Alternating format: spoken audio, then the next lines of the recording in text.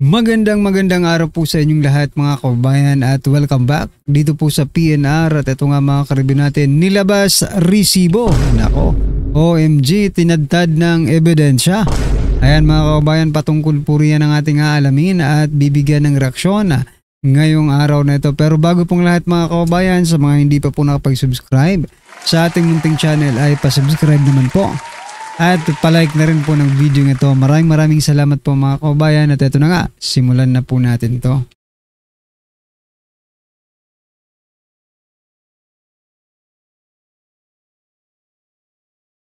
So yan mga karibyo natin, pasadahan po muna natin ang mga nagtitrending na mga balita dito po sa mundo ng social media at unahin na nga po natin ito. Nako, ito pong si Senate President Tito Soto. Sabi niya po hinahanapan po yung mga diskaya, no? Sabi niya po dito, no? Asan yung panahon ni Duterte? Ba't hindi niya binabanggit? Ayan mga karibyo natin. Hindi ba edited yun? Nako, question ni Senate President Tito Soto ang affidavit ng mag-asawang Curly at Sara Diskaya na hindi umano binanggit ang panahon ni dating Pangulong Rodrigo Duterte kaugnay ng mga maanumalyang flood control projects. Pinuna niya ang pagkakaiba-iba ng mga pahayag ng mag-asawa sa pagdinig sa Senado. Nako, sabi nila na nagsimula ang kanilang transaksyon sa gobyerno noong 2016. Pero pagdating sa Kamara, nag-umpisa raw sila sa panahon ni dating Pangulong Gloria Macapagal Arroyo. Hindi pwedeng kung ano ang sinabi nila, tanggapin na natin tapos state witness na kayo. Dagdag ni Soto sa panayama, sana totoo lang. Sa totoo lang, yan mga kababayan, sa unang 1PH. Ayan mga karibyo natin, kung kayo po ang tatanungin, ano po ang inyong masasabi? Dito po sa nagbabagong ihip ng hangin ng Senado pagdating po dito sa Sara sa mga diskaya, no, sa kanilang statement. Kasi 'di ba? Solid na eh. Nasa momentum na po si Senator Dante Marcoleta sa pag-iimbestiga diyan sa flood control anomalies. Ngayon pinalitan po ng Senate President at iba ang pananaw ng Senate President na ito, Hindi po ba masyadong halata ito mga kababayan? Diba? Well anyway, ano pong inyong masasabi dyan mga karibyo natin, i-comment nyo na lang. At eto pa, nako, kung si Tito Soto ang diskaya ay hindi niya pinapaniwalaan, etong matindi mga karibyo natin. Kasi isang kritiko po ni former President Duterte, kasi parang ang tinutumbok ngayon Senate, House of Representatives, tapos itong independent body na kanilang create, independent commission na create nila, ay eto, ang membro po ay isang kritiko ni former President Duterte. Kritiko ni former President ni PRRD, miyembro ng komisyon sa flood control probe. Iniuulat na kabilang umano si retired Supreme Court Senior Associate Justice Antonio Carpio, na kilalang kritiko ni PRRD sa mga bagong miyembro ng Independent Commission na susuri sa umano'y anomalous flood control projects. Yan. I think hindi lang po, pati si Torre nga eh. Anong aasahan mo kay Torre? Siyempre, ang pinpoint niyan doon din po kay Duterte. Ang Senado, nagbago po ng liderato, 'di ba? At ang sinasabi na ngayon ni Soto ay hindi ka panipaniwala itong mga diskaya dahil hindi binabanggit ang mga Duterte. No? Sa House of Representatives, ganun din. Si Garin, si Luestro, ganun din ang sinasabi nila sa pag-iimbestiga diyan sa Infracom. Bakit hindi kasama ang Duterte administration? Ngayon, dito po sa Independent Commission na kanilang ginawa, may mga personalidad na malaki po ang galit kay former President Duterte. What does this mean mga karibyo natin? Ano po ang inyong nakikita? Ha? Parehas ba tayo ng iniisip na ang lahat ng ito ay magtatapos sa Duterte na naman? Naku po. Well, anyway, ito si Lacson, mga ka-review natin. Ito si Senator Ping Lacson. May payo kay Senate President Soto. Huwag baliwalain ang minority bloc. Ito po kasi sabi niya, baka bukas makalawa, wala ka na dyan sa pagiging Senate President mo. Ito, pakinggan po natin to, mga kaubayan. Yun ang sinabi ko kay Senate President. Sabi ko, 15 tayo, siyam sila. Huwag mong mineusin yung 9. And ang attitude din ni Senate President, ito na pag-usapan natin. Huwag natin baliwalain kasi mga kapwa senador yan. Tratuhin natin sila. Ikaw, kasi you are the Senate President of the entire Senate, of all the 23 other senators. Dapat yan, and he agreed, ganyan naman talaga yung attitude niya, no? Na hindi po pwedeng Senate President ka lang na majority. Pero ito pa yung isang, with a warning, manipis yung 15 against 9. Baka bukas makalawa, ikaw naman yung kinuko. No? Kaya yung naging biruan nga dyan, wag mong kukunin majority leader si Joel Villanueva kasi 2 beses ng majority leader yan na nakuko yung kanyang Senate President. Pero so doon sa aminado naman siya eh. Kaya ito si Senator Alan Peter, gusto niya i-volunteer na majority leader si Joel kay Senate President Tito. Pero so doon sa naging complaint kahapon. These are light moments lang ito. Pero dun sa naging complaint ng minority, dun sa naging decision tungkol kay Bryce, sa tingin nyo, dun napakita rin yung mahusay na leadership ni Tito Soto na ang naging ending pinalipat sa Pasay City Jail. Yes, parang sabihin natin Solomonic, pero temporary yun eh.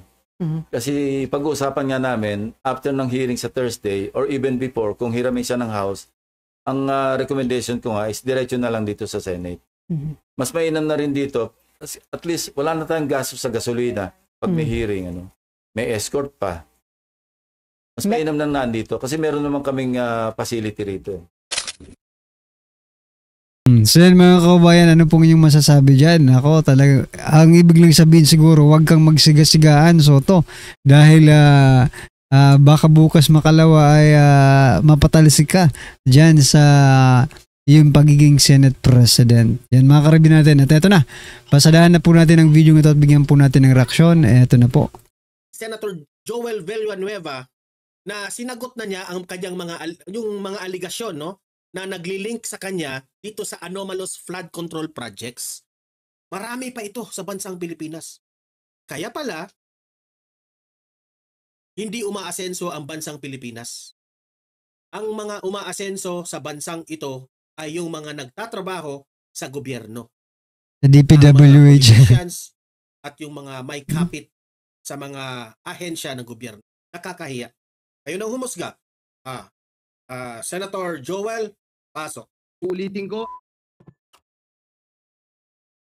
Itong si Senator Joel Villanueva na sinagot na niya ang kanyang yung mga aligasyon, no, na naglilink sa kanya dito sa anomalous flood control projects. Nagsalita na si Joel Villanueva at tayo ay magre-react, no? Pakikinggan natin ako sa sarili kong paniniwala, in my own opinion, malinis itong si Senator Joel Villanueva. Siya pa nga ang pinakaunang nag-bark dyan sa Senado patungkol sa flood control projects. Siya ang pinakaunang kumahol at nagrereklamo dito sa flood control projects. At duda ako rito ay binabaliktad lang siya. Kasi nagagalit na siguro ang mga taong natatamaan dito sa korupsyon sa flood control projects. Okay, so yun po ang ipapakita natin. Yang video na yan ang ire-react natin ngayong araw na ito. Pero bago, subscribe sa bayan natin. At remember, hindi lang silang dalawa ang may mga ginagawang ganito. Marami pa ito sa bansang Pilipinas. Kaya pala, hindi umaasenso ang bansang Pilipinas. Ang mga umaasenso sa bansang ito ay yung mga nagtatrabaho sa gobyerno. Ang mga politicians at yung mga may kapit sa mga ahensya ng gobyerno. Nakakahiya. Okay?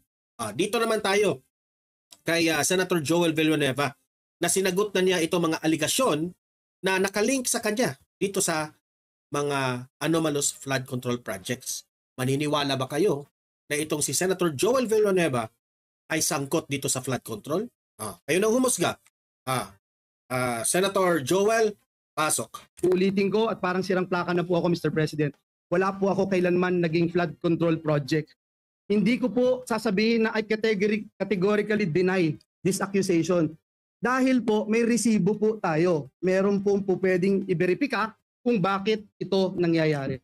Mr. President, noon pa man tayo ay lumalaban na against this flood control issues, Mr. President. 2023, I'm just not sure, Mr. President, kung ready na po yung staff natin para i-show yung video na since 2023 ay dito po sa mismong bulwagan na ito at sa mga committee hearings, binabanggit na po natin ito. Please.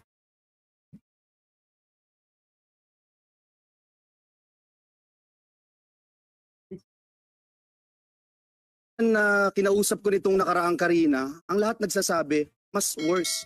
Yung dating hanggang bewang, lagpas tao na.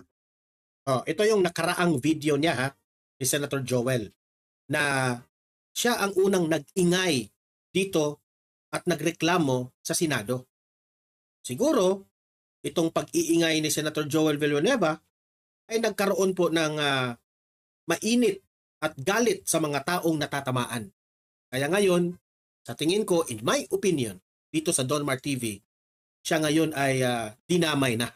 Okay? To silence those people na, natutuwa tayo na mayroong mga taong talagang nag-iingay and they are brave enough para ipaalam sa taong bayan na may ganito pong mga nangyayari sa gobyerno.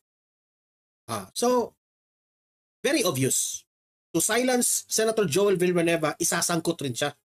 Yung dating hindi binabaha, binabaha na. Hindi inaabot na bahay, binabaha na. So, I don't know how else to say this, Mr. Chairman. Yung 5,500 pala na programs, projects na natapos, na ipinagmalaki ng ating Pangulo noong SONA ay patsi-patsi lang. Hindi rin nakatulong, tingin ko, Mr. Chairman, hindi nakatulong kasi patsi-patsi nga po eh. Sana, ang hiling ko na lang po, ay kahit na hindi po masisimulan next year, makita po natin talaga yung master plan para po meron ding confidence yung mga kababayan natin that it's really moving, Secretary. Kasi kung titingnan nyo po from last year tsaka this year, walang magsabing nag-improve talaga sa amin. And I'm speaking from personal experience. Kinausap ko nitong Mr. President, noong pong time na yun, Mr. President, nagpunta po tayo sa Kalumpit kasama si Mayor Lem at si Governor Daniel Fernando. Binanggit po natin sa lahat ng news outlet na palpak talaga ang programa ng pamahalaan sa flood control. 2 years later, Mr. President, ang Pangulo ng Republika ng Pilipinas pumunta rin po doon sa the same town with the same mayor and with the same governor at sinabi rin po ng ating Pangulo, palpak nga ang flood control program ng pamahalaan. Mr. President, para po tayong sirang plaka, dito sa Senado pa ulit-ulit, 1.4 billion pesos ang budget ng gobyerno pero nasaan po itong flood control na ito? In the same year, Mr. President, kanina sa Kamara, sinasabi in the same year, may program daw po si Joel Villanueva. Wala pong ma-verify, wala pong ebidensya, wala pong resibo. Pero patuloy po itong tinatanong. Mr. President, sabi ng matatanda, kung sino yung lumalaban, siya yung gusto nilang tamaan ng mga sindikato. And if you can't convince them, confuse them. Binanggit din po yan ni Mayor Vico Soto. Mr. President, hinahanap pa ba natin ang mastermind? Dito rin po sa buluhagan na ito, Mr. President, unang nasabi yung binabanggit kahapon ni Senate President Escudero, a name that cannot be mentioned. Walang iba kung hindi si Dracula, na ginawang tagapagbantay ng Kamara doon po sa National Blood Bank natin. Ngayon, Mr. President, nasan po si Dracula? Bumaba daw po yung dugo. Bakit? Kulang na po ba ang supply ng dugo? Grabe. Sinaldi ko yun Natumbok. Ay, grabe. Natumbok. Yan. Natumbok mga kababayan si Dracula. Ha? Bakit bababa ang dugo? Magaling yung sumipsip ng dugo, mga kababayan. Imagine yung mga nakikita natin doon kay Alcantara at ni Hernandez, it's just a tip of the iceberg. Ano na kaya yung mga leader dyan sa House of Representatives, di ba? Yung mga kongresista dyan na sangkot. Tama nga si Mayor Magalong. Anong sabi ni Mayor Magalong? Hindi na po sila umaasa sa mga bolt na yan. Hindi na kasya yung pera. Ha? Nagre-renta na Kwarto po sila na. ng mga condo at itong mga condo rooms na ito ay ginagawa nilang bolt ng kanilang mga pera. Sobra ang pag-corrupt nila dito sa bansang ito. Kaya sa iba na humahanap ng dugo si Dracula. Sino ba ang mastermind nito, Mr. President?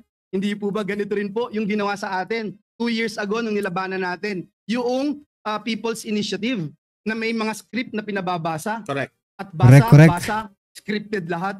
Kahit walang ebidensya, i-contempt mo. Kahit walang ebidensya, ipako mo sa krus. Mr. President, hindi po.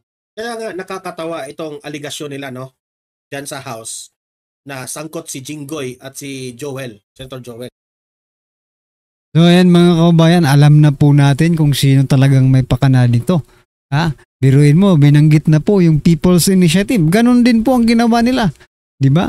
Inaway din po nila ang Senado. At ginulo rin po nila ang Senado. Ngayon naman po dito sa flood control projects ay ganon rin po mga kababayan. Di ba? Ngayon alam na po natin. No? At si Dracula ang may pakana ng lahat ng ito. At mayroon pa. Si Dracula pala, merong hindi lang siya ha. Kasi si Dracula, mga kababayan, meron ding isa pang may alaga si Dracula, yung buhaya na napakalaki. Diba? Yung boss yata ni Dracula, yung buhaya mga karibin natin, di ba? Anyway, ano po ang inyong reaksyon, opinion patungkol po sa video ito, mga karibin natin, i-comment nyo na lang po sa baba. Para at least alam po natin mga kababayan ng inyong opinion. Maraming salamat po. Please don't forget to like the video. Maraming salamat po.